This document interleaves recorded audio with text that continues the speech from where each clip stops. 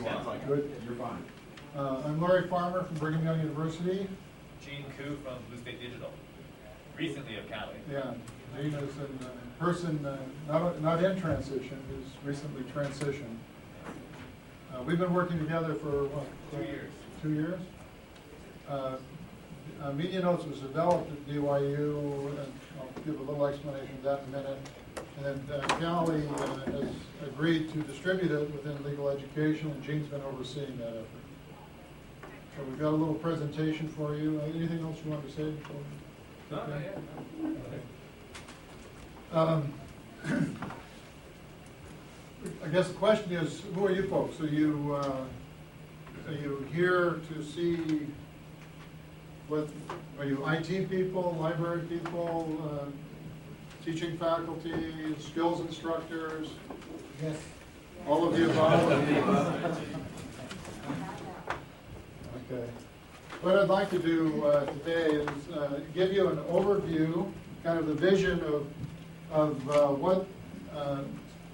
what purposes we had in creating MediaNotes in the first place and how we use it in the classroom.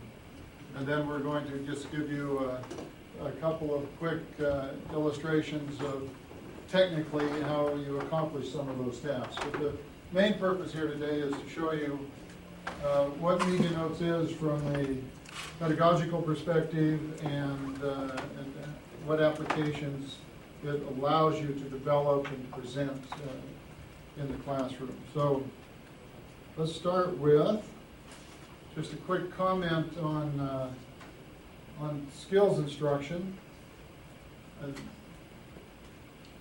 In the 1990s, I spent a lot of time observing lawyers interviewing and counseling clients. My examples will come out of this because this is the area, the skills instruction area that I'm focused on.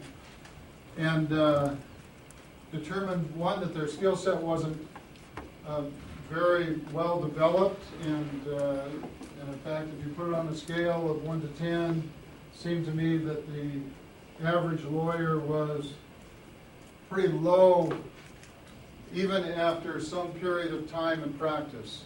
Was that we're able to observe lawyers over a 15-year period, and after some number of months in practice, their skill set plateaued and seemingly didn't change much. Their domain knowledge expanded and increased, and their knowledge of procedural things that they needed to accomplish, but their skill set for interacting with clients seemed to stagnate. And so, and in fact, some of those lawyers included lawyers that I've taught interviewing and counseling skills to, who seem not to have retained it. And so, the question was, why didn't those lawyers, the ones that had been taught, look more like this than the ones that hadn't been taught? And so it caused me to go back and rethink the whole process.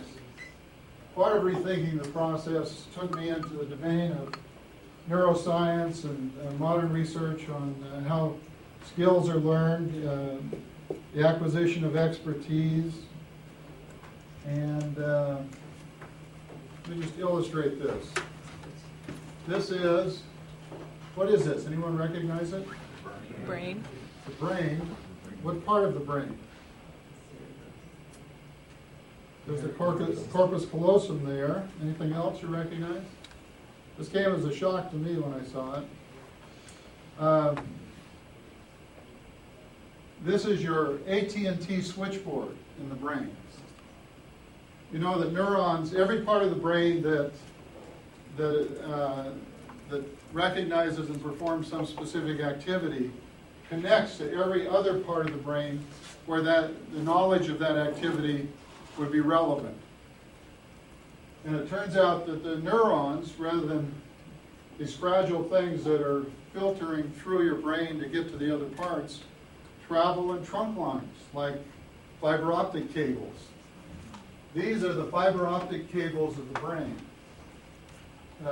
that modern neuroimaging allows us to see and look at them. Far more complex. But the important point here that I want to make in showing this is that the brain is a remarkable parallel processing structure. And so that when you learn something, the learning takes place in all relevant parts of the brain at once and gets consolidated.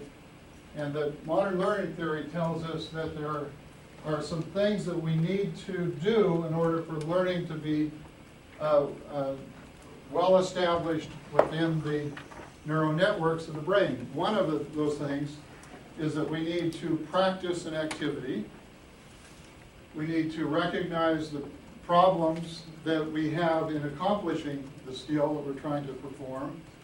And we need to do the practice, well, for a long enough period of time that some substrate processes like the myelinization of the neurons occurs, which will speed up the processing of that skill and allow you to perform it more efficiently and at a much higher reaction time, rate of speed, and to actually build in a network in the brain that can perform an activity with fluently and efficiently.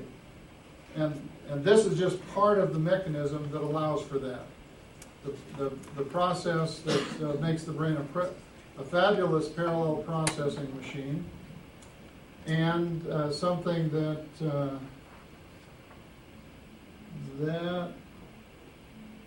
where's my, oh, there it is.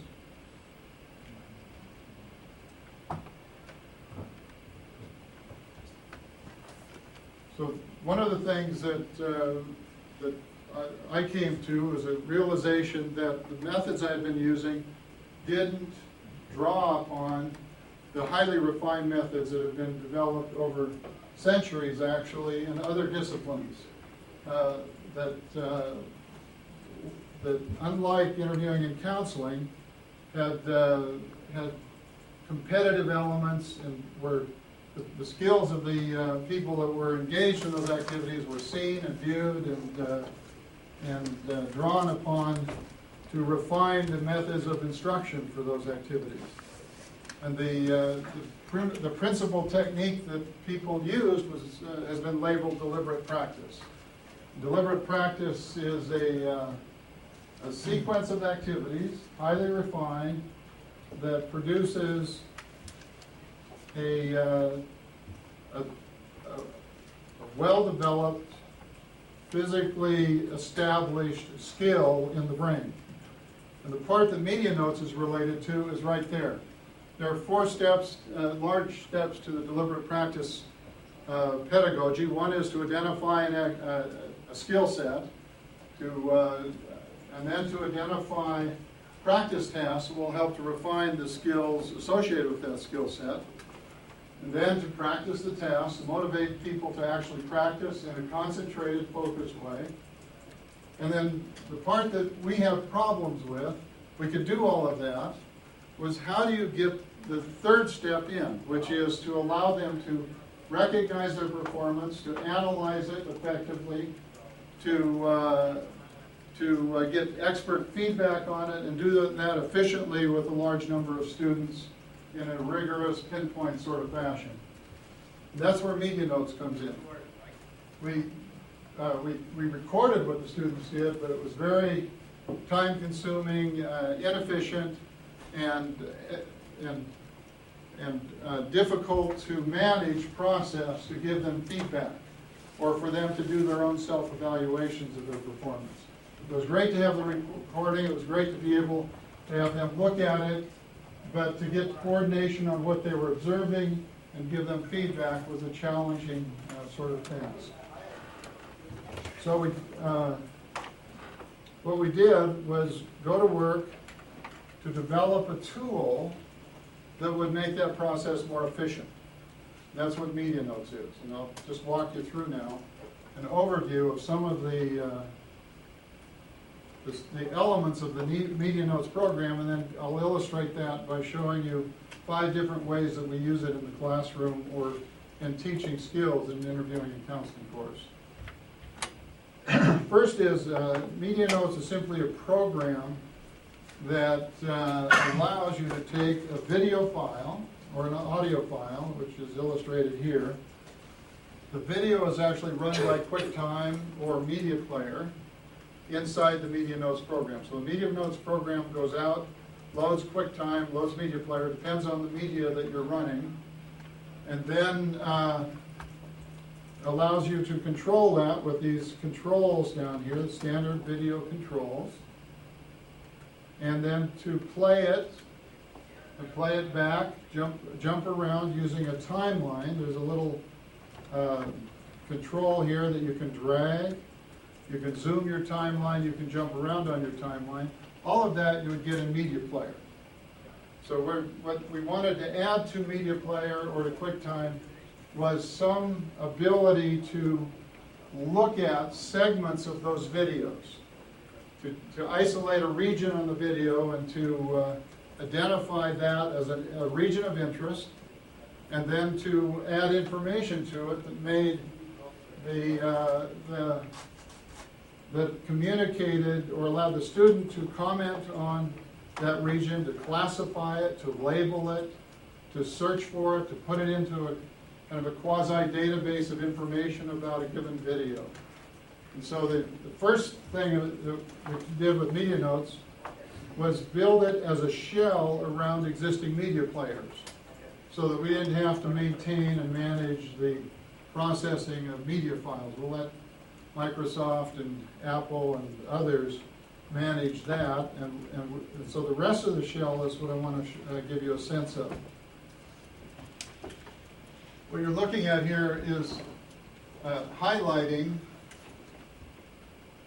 events, as we call them, and this is, again, the timeline for the video, just like in your media player, except on the timeline you can tag regions of that video and say this is a region of interest. For example, item 1 here, conclusion of preliminary matters discussion. It runs from 3 seconds to 20 seconds on the video. And it's graphically represented up here on the timeline from 3 seconds to 20 seconds. And there's a control that you click on to create these. And we'll show you later. Gene's going to give you a sense of how you actually manipulate all of this. That will allow you to widen the region or to shorten the region on the video so that you can pinpoint precisely a piece of video that you're interested in, or the student can. Then once you create this, you can label it, which is the label here, and then if you look up here, you'll see that there's a list over on the right side of the display, and you'll see a slider here. This well, in this case I searched for something, so there's no slider, but it gives you an extended area of which, in the sequence that things occur in the video, it gives you a quick scan as to everything that you've tagged and what you said about it and how you've labeled it. So this is what's called the timeline list in MediaNotes. So you have the timeline on which you can navigate and segment and identify areas of interest. Down here is and we call these events. So item 1 here is illustrating one event. Item 2 is what's called the event editor. The event editor is an area in the program that allows you to do a couple of things. One, label the event precisely if you choose to. Classify what happened in that event on the video, and so you can have, and I'll show you the tag sets that are used to do that in a moment. And then to add your own comments about this particular matter. And these are all arbitrary these are optional things that you can do. You can simply create an event of interest and do nothing else, and it will automatically number them event 1, event 2, event 3. Or you can add the additional information about each event. The purpose in doing that, of course, is to capture the students' thinking about what happened, and I'll show you in a minute that you can capture more than just the students' thinking. You can capture the thinking of anyone that reviews it. So this is the timeline list that you're seeing right here, just a little snapshot of it. Notice that there's a student comment here that has the initials that's in black. And if we get a reviewer looking at it, like the instructor or some other person, MediaNotes will automatically add the reviewer's comment in another color and put the initials identifying who's reviewed that event and added the commentary. So, is there a maximum number of reviewers? Pardon? Can you have multiple reviewers? You can have as many reviewers as you want. There's no limit. Each reviewer, when they use MediaNotes, they identify themselves by initials. And so as they add commentary, it adds their information, and it's annotated as they add it. In fact, this one doesn't illustrate it. Okay, these items right here that are illustrated in the event editor and on the timeline list come from a tag palette that's inside of MediaNotes. And so MediaNotes allows you to create an indefinite number of tags and then to collect them into some number of tag sets. And so in this case, it says framing practice at the top. This is the framing practice tag set used in a framing practice exercise in an interviewing and counseling course. And notice here the numbers. These are the number of times this tag was used on a given video. So it automatically, if you're looking for something, such in particular, such as the number of times this person used road maps or signposts, you can see the pattern, and if there's a pattern of expected results that you're looking for, you can see how very quickly whether they varied from that pattern or not. This simply overviews the tag palette, which is a pop-up over MediaNotes, that we'll show you in a moment. And each tag can have an extended description, and all you do is click the Show Details button right here, and it will show you, and you can scroll through and read to make sure that what that classification is meant to accomplish. So the MediaNotes tags not only allow for classification, but they're used for instruction. They help the student to refine their understanding of a particular skill or activity that's being targeted with the exercise. And they then, by learning to refine that and then to use the tags, they begin to be able to think categorically about what's happening in a free-flowing interchange, say in an interviewing and counseling activity. Now notice that you can put more than one tag on an exercise, on an event. So you can get them to think multidimensionally about what happened, rather than focusing on an event as one thing. In this particular event, what they're doing is they're transitioning out of one aspect of the process. They're focusing on a specific topic, getting the client's objectives. The student is asked an open question. And down here is an evaluative tag. The student is added to this that indicates that they didn't quite get this right, and that requires some improvement on their part. And the note up there is they're asked to make a note about what improvement that was necessary for them to, if they were to redo this exercise. Now that's important because pedagogically, theoretically, error identification is a critical component to learning skills. You don't learn skills just by practicing. You develop habits by practicing. You learn skills by practicing and seeing not only what you did right, which is important, but more important is what you did wrong and what could have been improved upon. And so we always use in MediaNotes an evaluative tag set and require them to find some number of areas on the video where some activity that was captured requires improvement. And then to identify what that improvement is.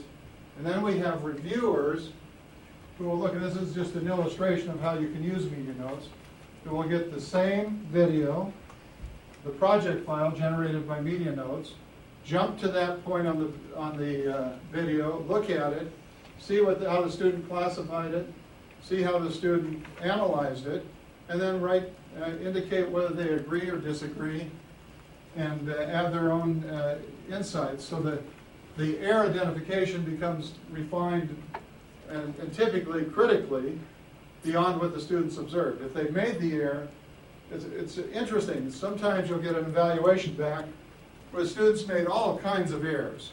They just didn't get it right. And their evaluation is deeply insightful and accurate, right down the line. They understood what they needed to do, but they didn't have the brain structures in place yet to execute. And so as they go back over it, they can see what they did wrong, and that's where error correction begins to help. They begin to hone in on those errors, and they can repeat the exercise and have those errors drop out as they go back. But it is the pinpoint precision that this allows that allows them to go back and find those errors, to figure out what could be done better, and to go back. MediaNotes, as we've already illustrated, allows us to bring other commentary to a student's work. We do it virtually. Students will post their MediaNotes project files and their videos on a SharePoint site that we've developed that I'll show you a quick illustration of in a moment. And our reviewers can go pick up their work from there, review it, and repost it, having identified themselves as providing feedback. And then the students can get that feedback, and the cycle of the project cycle is such that as they do their exercises, the exercise cycle, is that they get their feedback before they do their next exercise. So you do an exercise, you have to analyze it carefully, and then you get feedback from an expert who's actually a practitioner who's taken this course in the past, is now in practice, and is trying to apply the theory and practice, and giving feedback to the student at the university, as and we pay them to do that. But it's a lot cheaper to have them do that than to have me do it, or actually to multiply the number of instructors to do that. It also makes the whole process, MediaNotes helps to make the process of getting expert feedback in skills instruction scalable. So we can use part-time people who are working for a whole lot less per hour than faculty, full-time faculty, and we can add them incrementally according to the number of students that we need to review and the number of exercises the students are doing. Okay. There are a lot of other things that feed into this process, but they're not directly related to MediaNotes itself, and so we may come back to those later, but let me illustrate a number of ways that we use MediaNotes by running some MediaNotes applications here. This is a, oops, clicked on the wrong thing. This is an illustration. At the beginning of the semester, let me get the right one here. All the students in the class have to meet together with me, and I will be their client, and we run 24 students a semester through this. They come in, I have a specific problem, or in this case I used my TA, she was the client, and this is the first week of the class. They're instructed not to read anything, not to do anything. Don't prepare for this. You prepare for it by reading the materials we've given you and come in and do the best job you can. Okay? So this is a baseline exercise that we're looking at here, and I'll move the slider here so that it changes the granularity with which we're looking at the timeline. You can see it changing here. And if I drag it all the way down to here, this covers 16 minutes of the baseline exercise, which is typically about a 40-minute exercise. Okay, you can see that what happened, and each of these events on the timeline is a student, when the student spoke. Okay, so if we play this,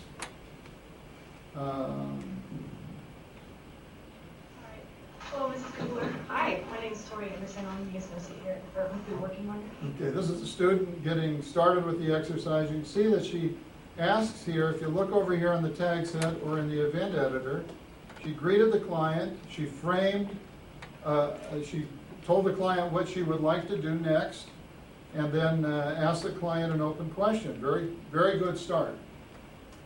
And the client spoke then for exactly 3 minutes.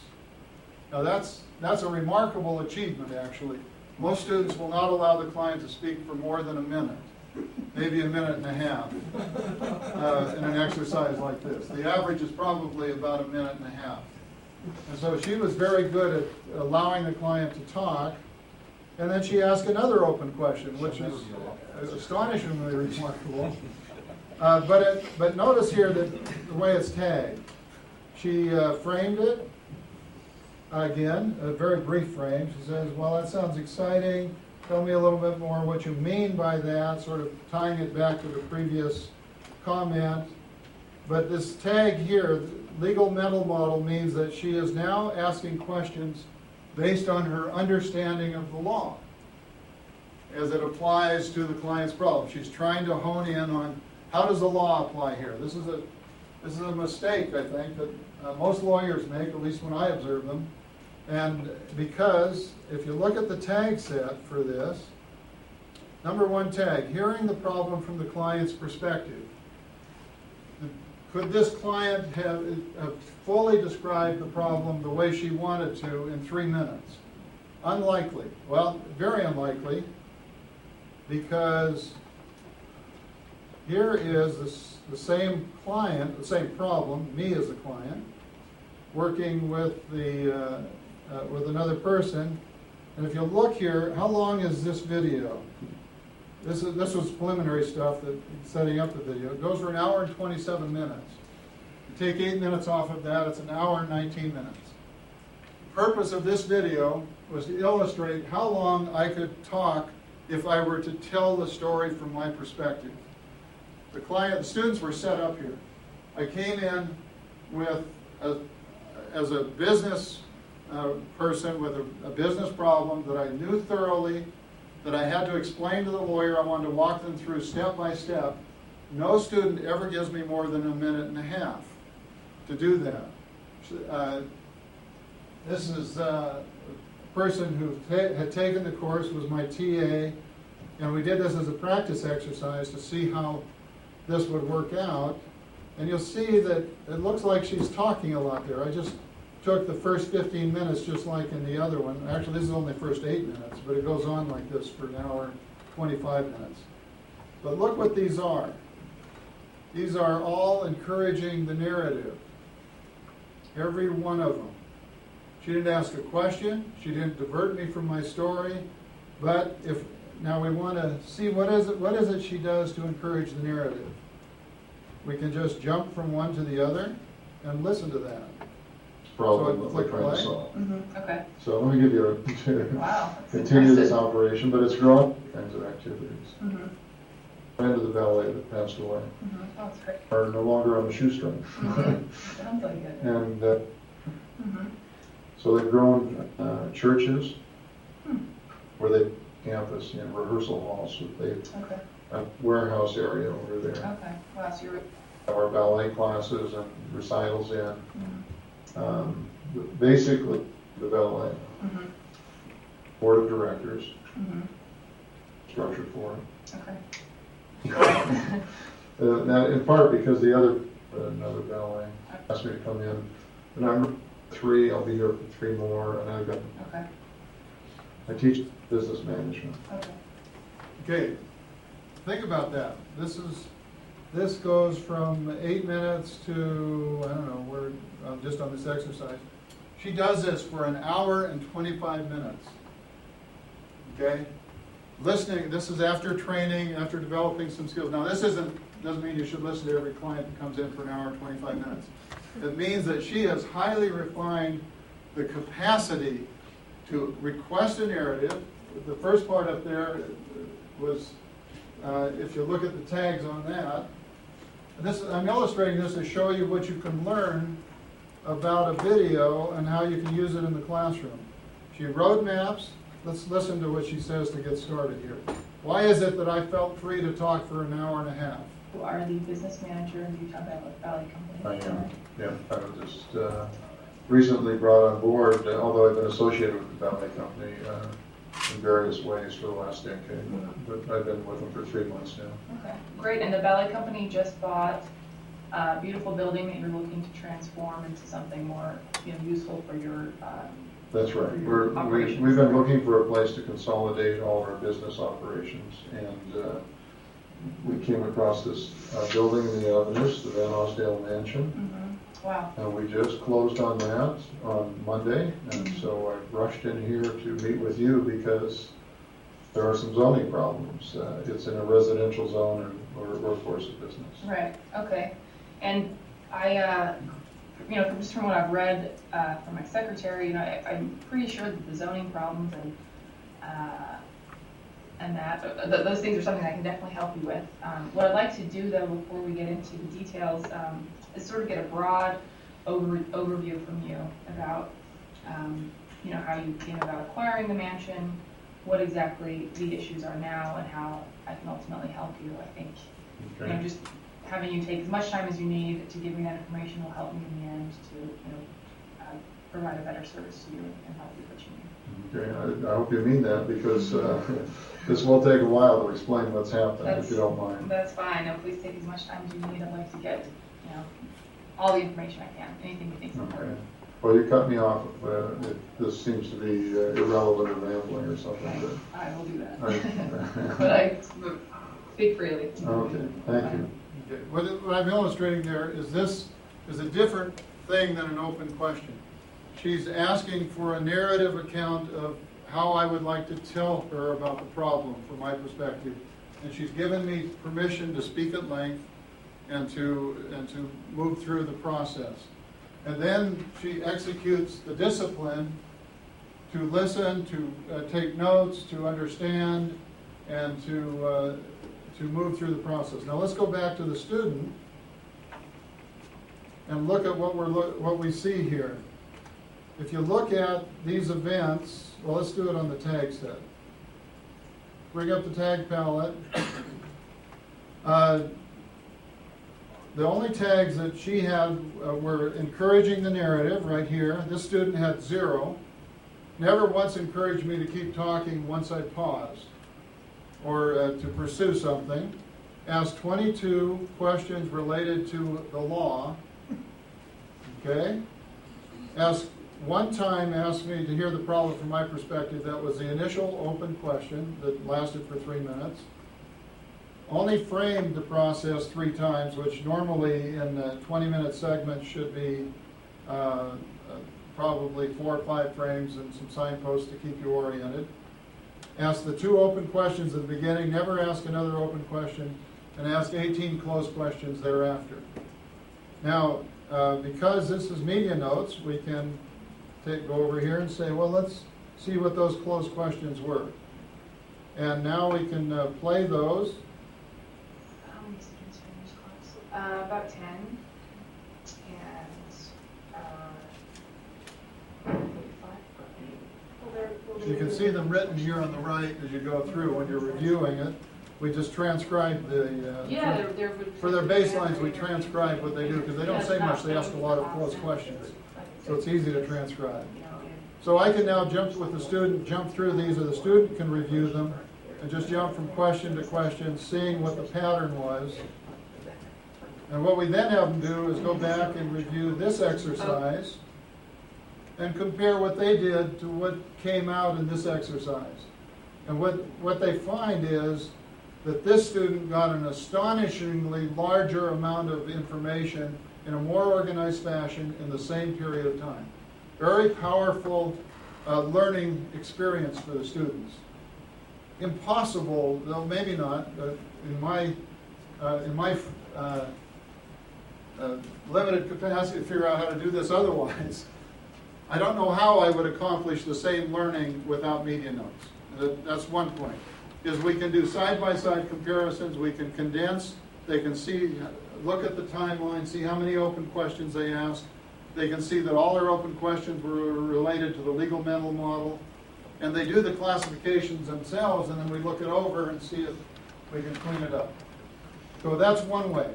Any questions on that? This is just simply taking student work, comparing it to skilled work, and letting them see the difference, and then seeing the patterns and recognizing the way this works is they do it at the beginning of the semester. At the end of the semester, right after they do it, they get to see this other video in MediaNotes. And at the end of the semester, then they compare the two and look back. They don't see their own work again until the end of the semester. Then they have to analyze the difference between how they performed at the beginning of the semester and how they would do the same exercise over again.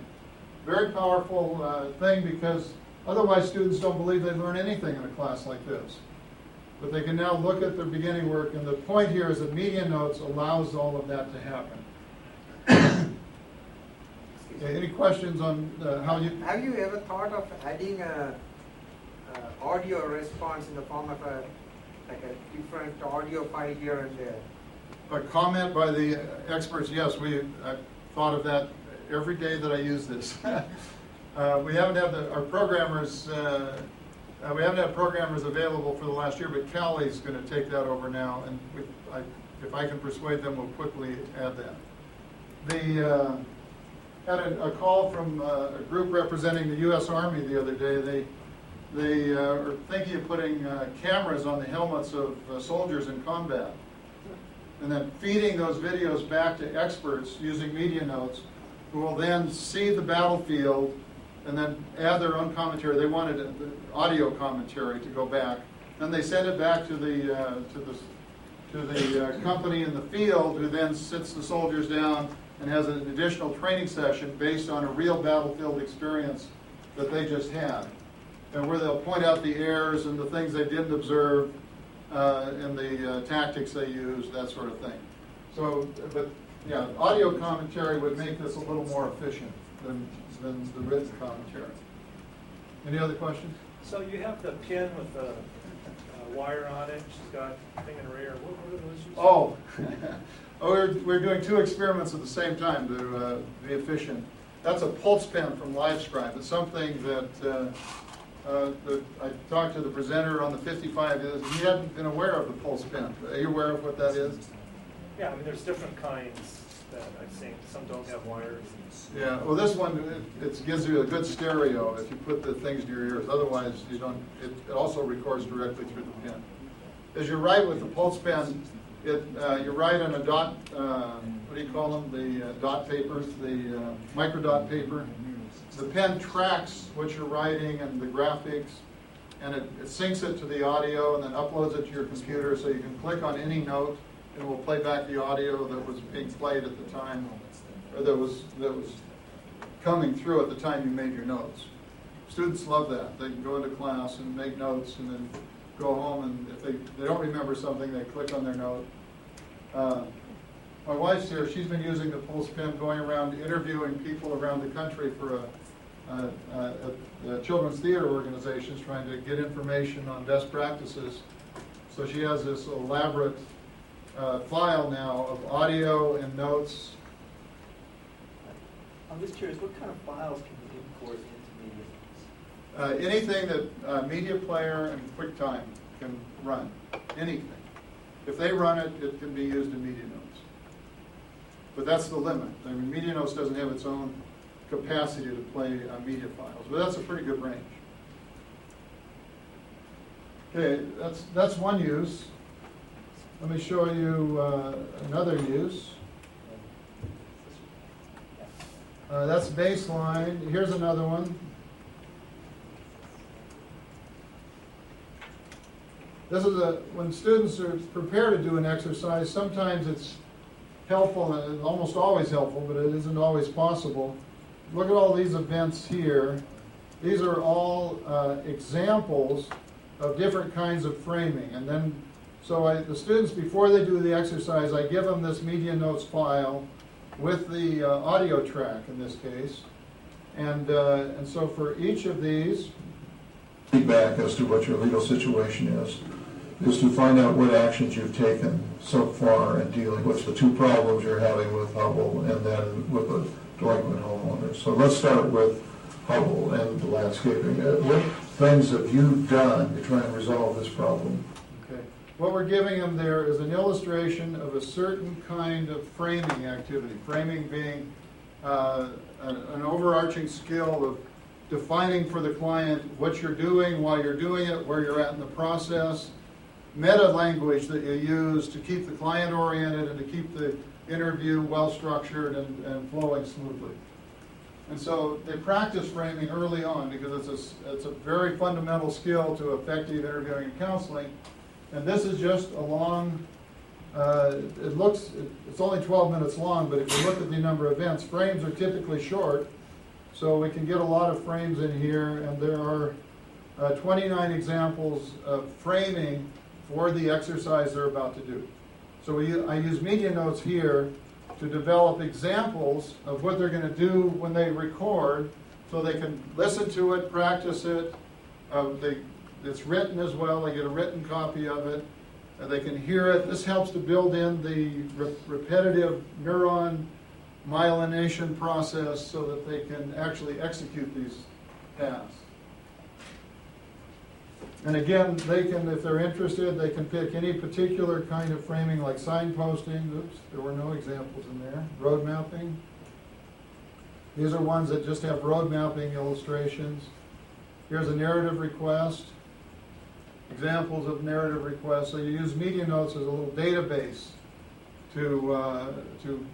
for them to see examples of certain kinds of things in advance of doing an exercise. You could give them the examples, but along with the examples, we can have. I haven't done that here, but we could add annotations on how to improve it.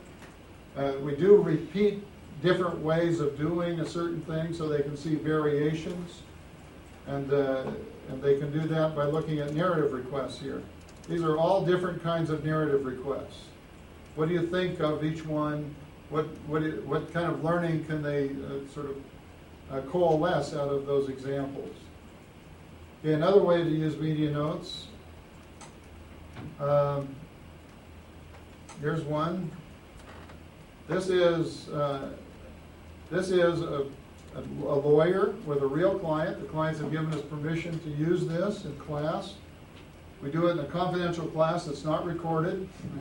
They can't make notes during the class, and we go through, and these are actual events of the lawyer working with the clients. And what we do with this is use another feature of MediaNotes, which is called a playlist, and we can track. This is 4 hours of lawyer-client consultations with this client, with these clients actually, 2 clients. We can pluck out of that a theme that runs through the thing on a certain topic. This one, for example, is a mistake the lawyer made that results in that he prepared the wrong documents with the wrong provisions in them. Okay? And we were able to track how that mistake occurred, and it's an interviewing and counseling mistake. I mean, it's because he asked questions wrong, he didn't frame. This is a very good lawyer, or he wouldn't have let us do this. But still, even if you're good, you make mistakes, and so the students can track through this. But also we have other ones. We can show what he did well. So they can see in a real situation, he does a lot of really good framing, and how he structures the process well and guides the client. He doesn't use as many T-funnels as he might. That's another technical term in interviewing counseling, but we have some illustrations of that. And so another use we've made is to actually bring live situations in a pinpoint way where we can do a careful analysis, and the students, this is a riveting one for them. It's not often they get to see a real lawyer working with real clients where it's carefully structured and analyzed. And so the students come in and I think they learn a lot from this. At least they pay a lot of attention to it. Okay, I've got 2 more quickly. Well, this is very much like the other one, but different. This is an exercise they do. This is another thing we give them in advance. This is an example of a timeline. And if we bring up the tag set here, the tag palette, we can see all of the different categories of interest here. We're interested in how they begin the timeline, where they use T-funnels in the process, they transition, how they focus the timeline, they keep it on track. All of these things the students get to think about as they review their own work. But in this case, this is simply an example of me. In 1998, sounds like on the something screen happened rather that than the summer. video, That's because I don't want to be on Sure, the we screen. bought a tractor. Doesn't help, for actually, it North distracts. Actually, over the winter. We put down what's happening, they listen to it, He came home one day and and then said, they read anyone who would cheat now, commentary on tractor, it. might That cheat I now. added to So the, this happened just as soon as you start to build the fence. How so we have a 32-minute timeline here that they can study in advance of doing the class exercise. The other one was little segments illustrating different things they could do, but it wasn't a coherent interview. This one's a coherent segment of an interview, but it's broken up, analyzed, and given to them in advance of doing the exercise. And then the last illustration here is, these aren't all the things you can do, but these are things that I commonly do. This is simply feedback. This is a student doing an exercise. This is a preliminary problem identification exercise.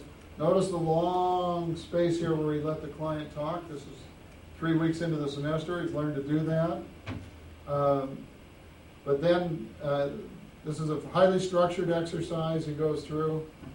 And he's analyzed it, tagged it, and then we have the red as the reviewer's feedback to him.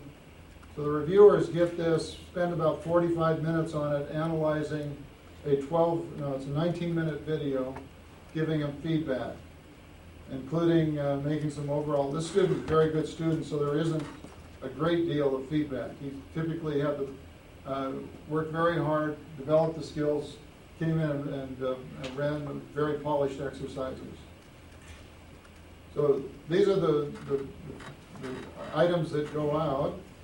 Let me just show you one other quick thing. We can take to make use of MediaNotes, you have to have a highly structured course if you're going to do a lot of practice. My goal is to squeeze in as much practice as I possibly can into the semester for the students. We sacrifice class time for that. We do all kinds of things. We're spending the time in other ways, working with the students as they polish their skills. So for each student in the class, we have a website where, let's take this student that we just illustrated. If we click here, this is a list of the work that he's turned in chronological order throughout the semester. These are the exercises he's done. They just simply flow.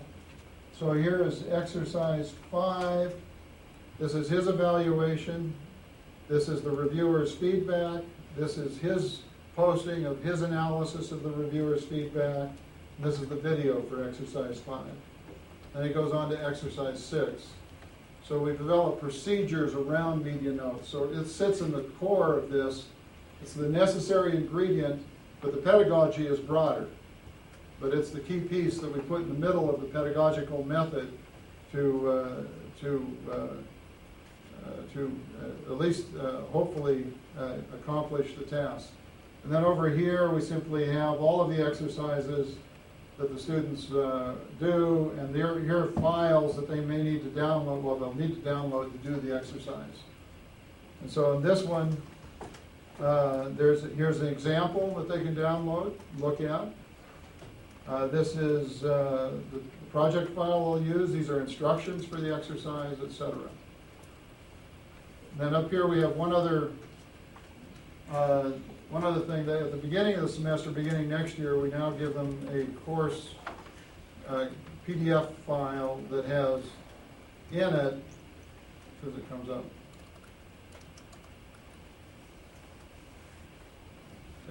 basically it has in it the instructions for every exercise, the fundamental readings they'll do for the exercise, the tags that they're going to need to focus in on for that. There's a little 175-page manual that guides them through all of their exercises during the semester including instructions on how to use MediaNotes.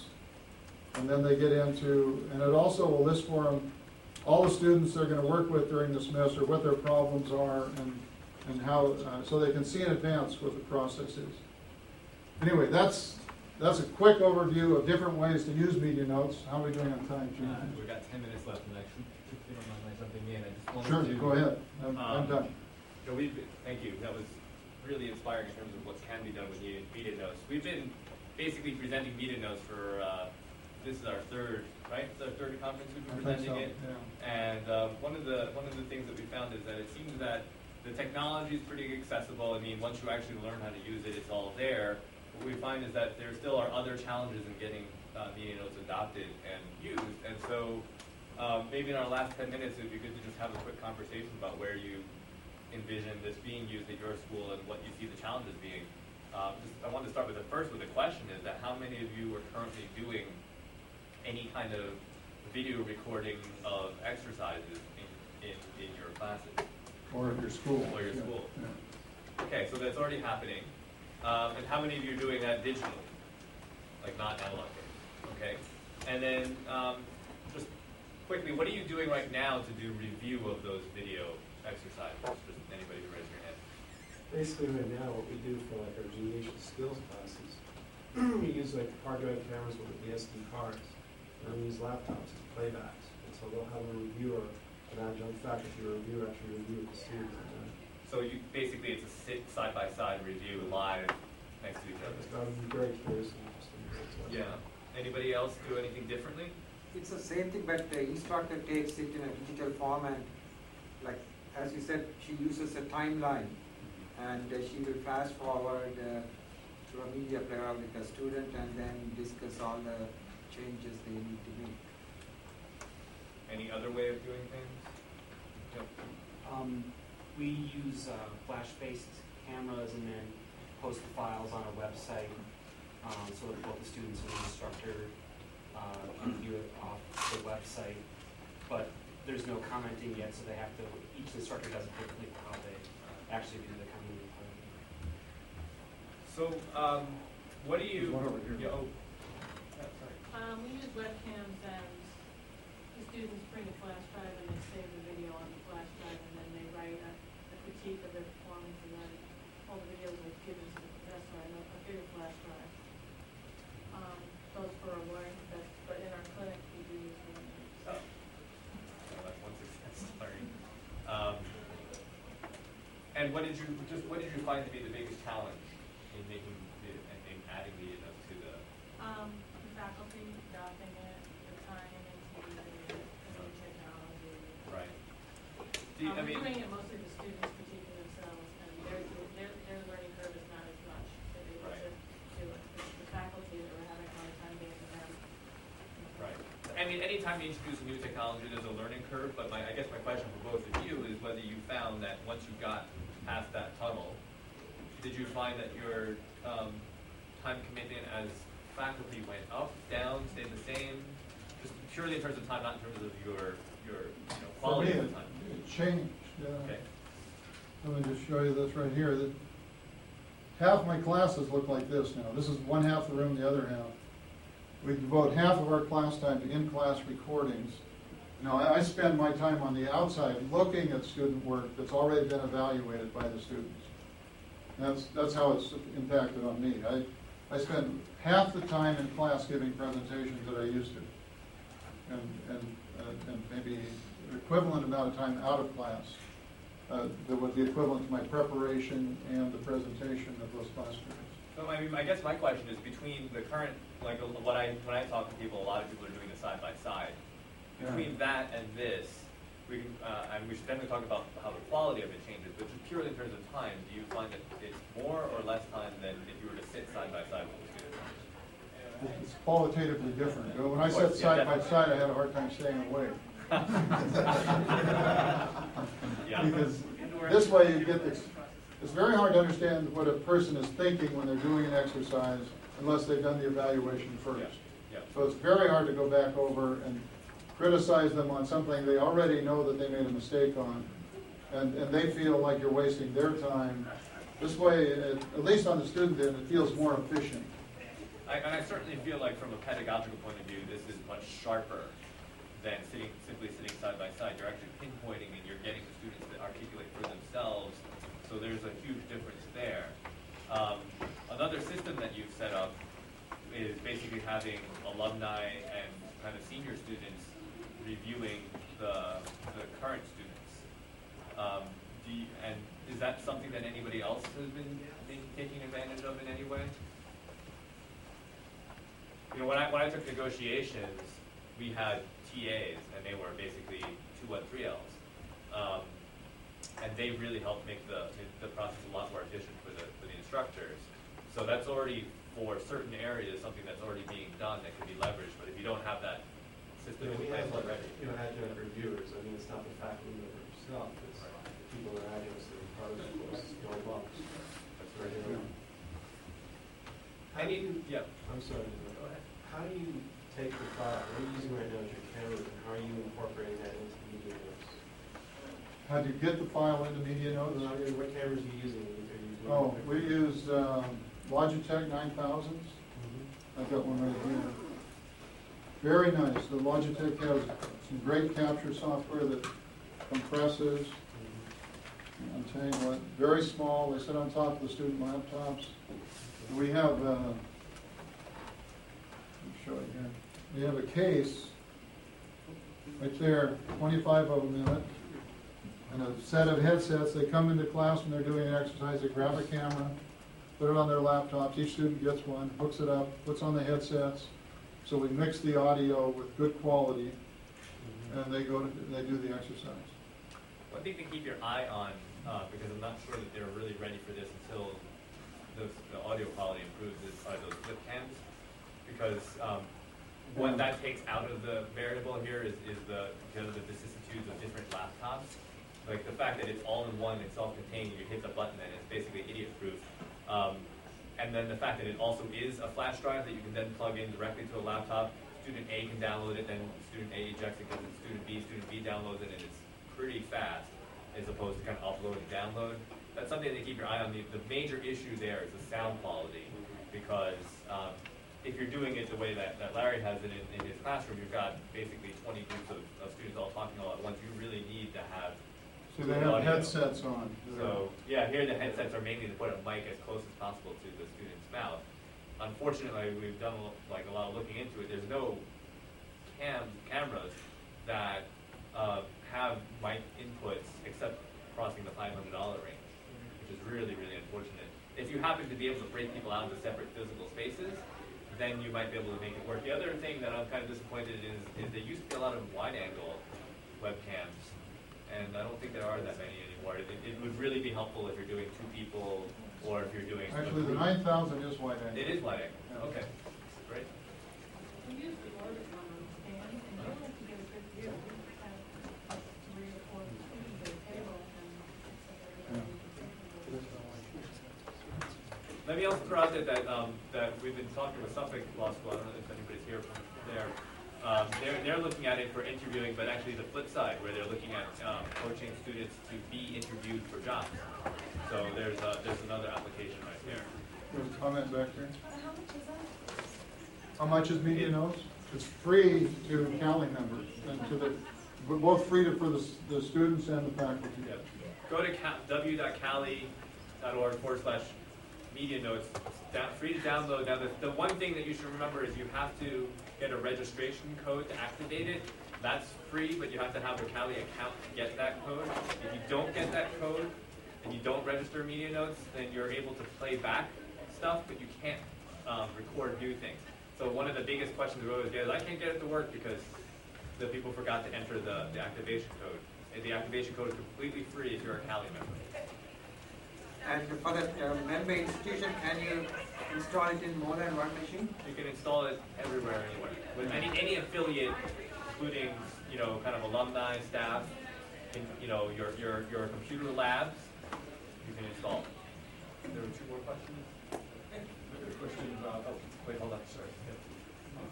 Is it SharePoint based on the back end, or how do you store the database stuff? SharePoint is I'm blocking the name of it. What's the big database? SQL, yeah. There's a SQL database behind it. These are separate technologies, so the thing to remember is MediaNotes doesn't record, and MediaNotes doesn't distribute. And MediaNotes is specifically for the annotation and review. Once you've captured stuff, MediaNotes goes to work. Yeah. But when you annotate MediaNotes, is it required to be stripped in SharePoint, or does it ever independent? No, it has nothing to do. SharePoint is how you would distribute the files. That's how we distribute. You have to distribute. University of Ottawa Law School uses, no, they use Dropbox. Right. Okay. Right. And another one uses flash drives. Yeah. So again, the MediaNotes is specifically for the annotation. It's not for the recording, and it's not for distributing. So you can, the reason I'm asking is that we have to use SharePoint for a portal, but that's not part of what CALI distributes. Yeah. No. If you have SharePoint already, I can give you a website that's already pre-built to do this sort of thing. There was another question over here. Larry, I'm actually more interested because I teach an ICN class. I'm more interested in whether you've ever thought of taking some of the stuff that you have and putting it together as a course piece. Part of the problem is starting from scratch. You've got to build all the pieces. Actually, CALI, we're working together with CALI. I'm going to post, as soon as we get the site together, a community site where people can post things. But I'm going to post everything that I use in my course. Because a lot of the examples will allow the start point to the exercises. I think we already have posted about 10 of your scenarios. We posted some of the scenarios, but we're going to post the instruction, the exercises, the example videos, the tag sets, everything. Yeah, that'd be great. Just wondering what your experience or knowledge is of implementing this through other teaching situations and also real time involving technology education. I think there's a lot of possibilities for general technology learning.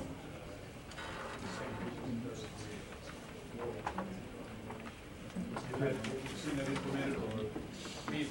For other kinds of classes? We've heard from people who are using it for mock trials.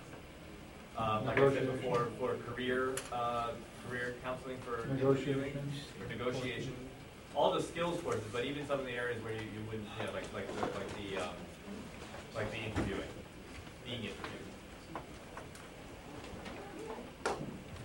Okay, well, thanks, folks.